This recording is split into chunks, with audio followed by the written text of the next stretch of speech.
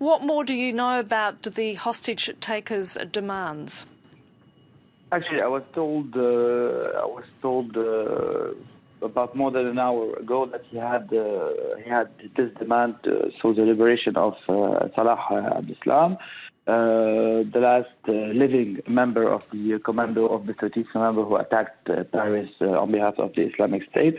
We have this element. We have other elements too that when the attacker chose to shoot on policemen who were jogging, he chose to shoot on a symbol of the state. And then we have the hostage situation where he chose a soft target, which is this mall, which tells us in a way, despite the fact that he's claiming that he belongs to the Islamic State, that he prepared at least a little bit these attacks in order to make the most damage possible. And of course, any terrorist attack, any jihadi attack is political. When the person who's committing this attack is claiming to act on behalf of one organization or another, even though up to this point the Islamic State as a group did not claim what's happening now in threat. Wassim Nasr, I know you constantly are scouring the web and checking the various sources of information and certainly anything related to the Islamic State group. Clearly, we're still waiting for confirmation that this possibly is the case, but are you picking up anything online that indeed his claim could be legitimate? There's many things online today, but we shouldn't mistake cheerful jihadi fanboys, if I may say so, with the real claims of an organization or another. Either way, it's Al Qaeda or the Islamic State. You have many noise each time there's an attack in any place in the world of jihadi fans on the web, but this shouldn't be taken seriously at all.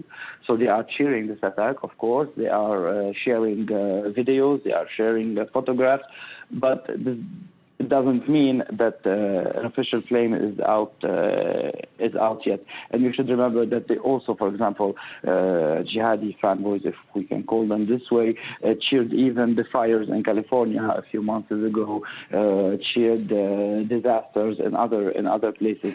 So this should be looked into very, very carefully, and we should wait to see if the organization will claim this action or not.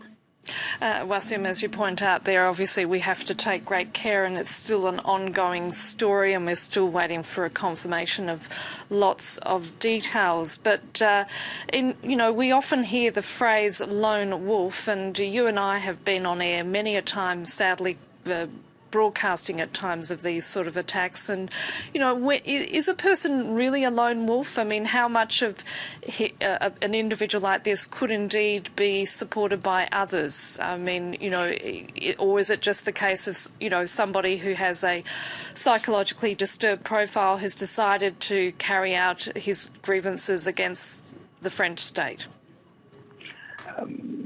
Actually, I don't believe much in the theory of lone wolves, because if we look a little bit behind, we see there's a whole pack of lone wolves today. And if we look more in details in each and every case, we see that you can find ramifications or links with an organization or with a group close to an organization. So I don't believe that much in the theory of lone wolves. And what makes the difference between a common criminal action and a terrorist action is the political aspect of the action. So whenever a person, like the last attack here in France, it was at Saint-Charles in Marseille. It was an attack with a knife. If the attacker didn't claim his belonging to the Islamic State, this would have been an unfortunate incident. But whenever he claims claims his action politically, it becomes terrorist. So whatever his profile is, it doesn't matter anymore once he claims this action on behalf of a group. Of course, we are still the group didn't claim the action yet, but if it's claimed by the group, the personal profile of the person who committed the action wouldn't be that relevant after all.